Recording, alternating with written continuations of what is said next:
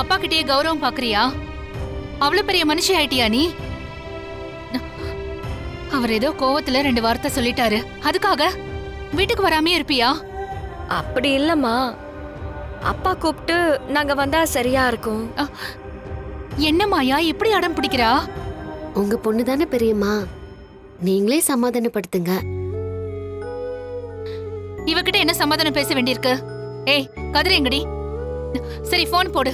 அம்மா, நான் சொல்றதாம்மா அவரும் சொல்லுவாரு. நீ போன் போடு, நான் பேசிக்கிறேன்.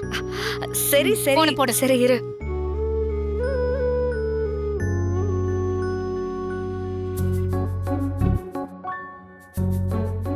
என்கிட்ட கூட போதும்.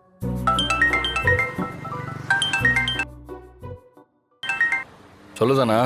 கதிரு, நான் தாண்டா அத்தை பேசுறேன். என்ன வீட்டுக்கு வந்திருக்கீங்க? ஆமாடா, மாயாவும் நானும் வீட்டுக்கு வந்திருக்கோம். கதிரு, வீட்டுல ஒரு பூஜை வச்சிருக்கோம்டா. நீயும் தனாவும் கண்டிப்பா வரணும்டா. ஏன் அத்தை? ஆமா கதிரு, நீங்க 2 பேரும் இல்லாம நாங்க மட்டும் தனியா எப்படி பூஜை பண்றது? கதிரு. இல்ல அத்தை, தப்பா எடுத்துக்காதீங்க.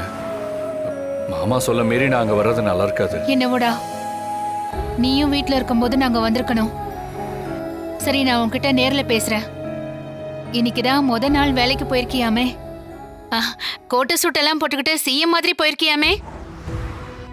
ஆமாடா, ஏன் உன் குரல் ஒரு மாதிரி இருக்கு? அங்க ஏதாவது பிரச்சனையா? அந்த புவனேஸ்வரி வேலையை காட்ட ஆரம்பிச்சிட்டா. முதல் நாள் வேலைக்கு வந்து நிற்கும் போதே வேலைக்கு யாரையும் வரவிடாம பண்ணிட்டா. இப்போ அந்த ஹோட்டலில் எந்த வேலையும் நடக்கல. சமைக்கிறதுக்கு கூட ஆள் இல்லை. வேலைக்கு ஆளுங்களை தேடி ரோடா அலைஞ்சிட்டு இருக்கேன். ஐயோ, என்னப்பா சொல்ற? பெரியம்மா என்னாச்சு? என்கிட்ட கொடுங்க. என்னாச்சு கதிர்?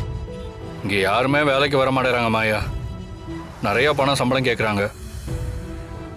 கேட்குற சம்பளத்தை கொடுக்கலன்னா மறுபடியும் பிரச்சனை பண்ணுவாங்க. இப்போ எனக்கு என்ன பண்ணுறதுனே தெரியல மாயா. அதான் நான் உள்ளூருக்குள்ளேயே மாஸ்டர், சப்ளையர், கிளீனர்னு வேலைக்கு ஆளுங்களை தேடி அலைஞ்சிக்கிட்டு இருக்கேன். சரி ஓகே, நீங்கள் தனாவை பார்த்துட்டு கிளம்புங்க. நான் அப்புறமா பேசுகிறேன். வேலைக்கு ஆளுங்களை வேற தேடணும்.